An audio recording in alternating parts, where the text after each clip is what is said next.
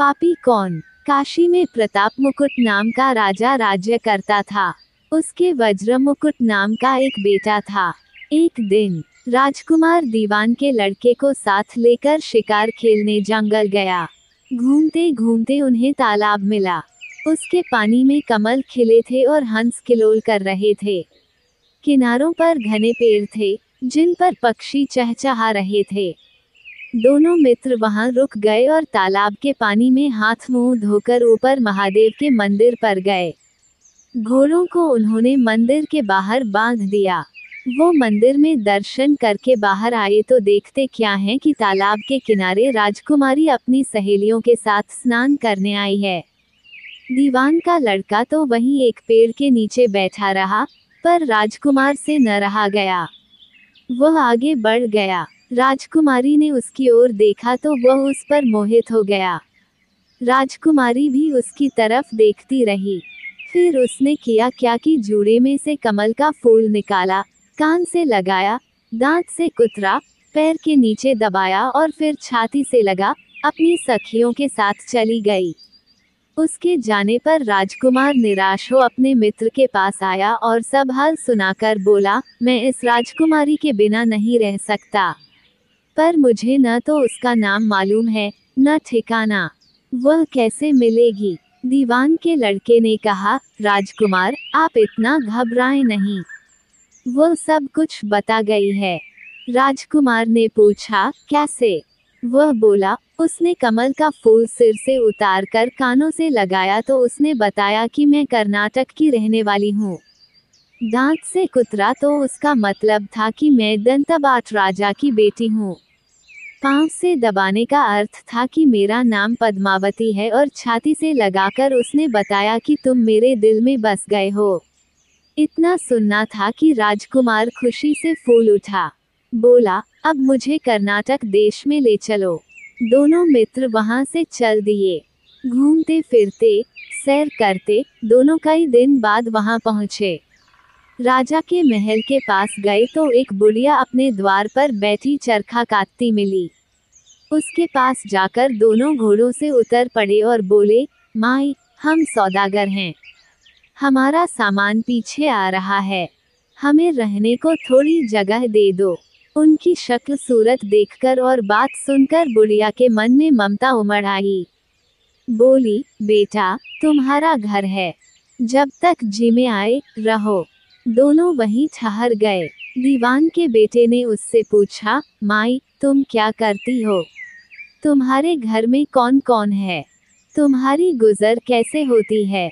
बुढ़िया ने जवाब दिया, बेटा, मेरा एक बेटा है जो राजा की चाकरी में है। मैं राजा की बेटी पद्मावती की धाय थी। बूढ़ी हो जाने से अब घर में रहती हूँ। राजा खाने पीने को दे देता है। दिन में एक बार राजकुमारी को देखने महल में जाती हूँ। राजकुमार ने बुढ़िया को कुछ धन दिया और कहा, माई, कल तुम वहां जाओ तो राजकुमारी से कह देना कि जेठ सुदी पंचमी को तुम्हें तालाब पर जो राजकुमार मिला था वह आ गया है। अगले दिन जब बुढ़िया राजमहल गई तो उसने राजकुमार का संदेशा उसे दे दिया। सुनते ही राजकुमारी ने गुस्सा होकर हाथों में चंदन लगाकर उसके गाल पर तमाचा मारा और कहा, मेरे घर से निकल जा। बुढ़िया ने घर आकर सब हाल राजकुमार को कह सुनाया। राजकुमार हक्का बक्का रह गया। तब उसके मित्र ने कहा, राजकुमार, आप घबराएं नहीं, उसकी बातों को समझें। उसने देसों उंगलियां सफेद चंदन में मारी, इससे उसका मतलब यह है कि अभी 10 रोज चांदनी के हैं। उनके बीतने पर मैं अंधेरी रात में मिलूंगी। 10 दिन के बाद बुढ़िया ने फिर राजकुमारी को खबर दी तो इस बार उसने केसर के रंग में 3 उंगलियां डुबोकर उसके मुंह पर मारी और कहा, भाग यहाँ से। बुढ़िया ने आकर सारी बात सुना दी। राजकुमार शोक से व्याकुल हो गया। दीवान के लड़के ने समझाया, इसमें हैरान होने की क्या बात है? उसने कहा है कि मुझे मासिक धर्म हो रहा है। 3 दिन और ठहरो। 3 दिन बीतने पर बुढ़िया फिर वहां पहुंची। इस बार राजकुमारी ने उसे फटकार कर पश्चिम की खिड़की से बाहर निकाल दिया। उसने आकर राजकुमार को बता दिया। सुनकर दीवान का लड़का बोला, मित्र, उसने आज रात को तुम्हें उस खिड़की की राह बुलाया है। मारे खुशी के राजकुमार उछल पड़ा। समय आने पर उसने बुढ़िया की पोशाक पहनी, इत्र लगाया, हथियार बांधे। दोपहर रात बीतने पर वो महल में जा पहुंचा और खिड़की में से होकर अंदर पहुंच गया। राजकुमारी वहां तैयार खड़ी थी। वो उसे भीतर ले गई। अंदर के हाल देखकर राजकुमार की आंखें खुल गईं। एक से एक बढ़कर चीजें थीं। रात भर राजकुमार राजकुमारी के साथ रहा। जैसे ही दिन निकलने को आया कि राजकुमारी ने राजकुमार को छिपा दिया और रात होने पर फिर बाहर निकाल लिया। इस तरह कई दिन बीत गए। अचानक एक दिन राजकुमार को अपने मित्र की याद आई। उसे चिंता हुई कि पता नहीं उसका क्या हुआ होगा। उदास देखकर राजकुमारी ने कारण पूछा तो उसने बता दिया। बोला, वो मेरा बड़ा प्यारा दोस्त है, बड़ा चतुर है। उसकी होशियारी ही से तो तुम मुझे मिल पाई हो। राजकुमारी ने कहा, मैं उसके लिए बढ़िया बढ़िया भोजन बनवाती हूँ। तुम उसे खिलाकर तसल्ली देकर लौट आना। खाना साथ में लेकर राजकुमार अपने मित्र के पास पहुंचा। वे महीने भर से मिले नहीं थे। राजकुमार ने मिलने पर सारा हाल सुनाकर कहा कि राजकुमारी को मैंने तुम्हारी चतुराई की सारी बातें बता दी हैं, तभी तो उसने ये भोजन बनाकर भेजा है। दीवान का लड़का सोच में पड़ गया। उसने कहा, ये तुमने अच्छा नहीं किया। राजकुमारी समझ गई कि जब तक मैं हूँ, वह तुम्हें अपने बस में नहीं रख सकती। इसलिए उसने इस खाने में जहर मिलाकर भेजा है। ये कहकर दीवान के लड़के ने थाली में से एक लड्डू उठाकर कुत्ते के आगे डाल दिया। खाते ही कुत्ता मर गया।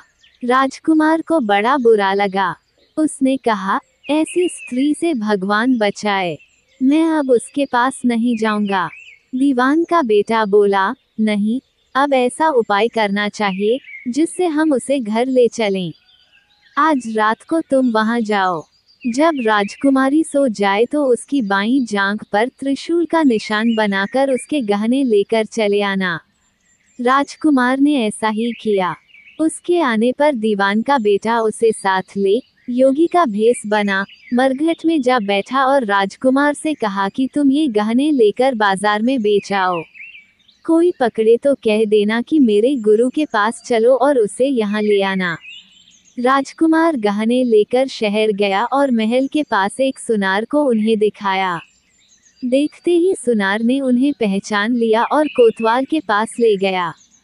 कोतवाल ने पूछा तो उसने कह दिया कि ये मेरे गुरु ने मुझे दिए हैं। गुरु को भी पकड़वा लिया गया। सब राजा के सामने पहुँचे। राजा ने पूछा, योगी महाराज, ये गहने आपको कहाँ से मिले? योगी बने दीवान के बेटे ने कहा, महाराज, मैं मसान में काली चौदस को डाकिनी मंत्र सिद्ध कर रहा था कि डाकिनी आई। मैंने उसके गहने उतार लिए और उसकी बाईं जांघ में त्रिशूल का निशान बना दिया। इतना सुनकर राजा महल में गया और उसने रानी से कहा कि पद्मावती की बाईं जांघ पर देखो कि त्रिशूल का निशान तो नहीं है। रानी देखा तो था।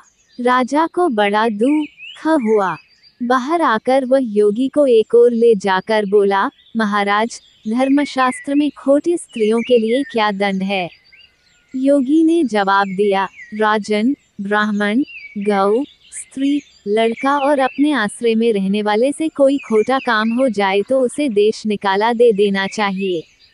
ये सुनकर राजा ने पद्मावती को डोली में बिठाकर जंगल में छुड़वा दिया। राजकुमार और दीवान का बेटा तो ताक में बैठे ही थे।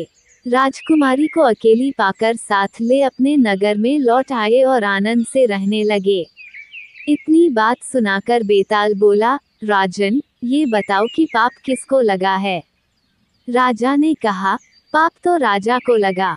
दीवान के बेटे ने अपने स्वामी का काम किया। कोतवाल ने राजा को कहना माना और राजकुमार ने अपना मनोरथ सिद्ध किया।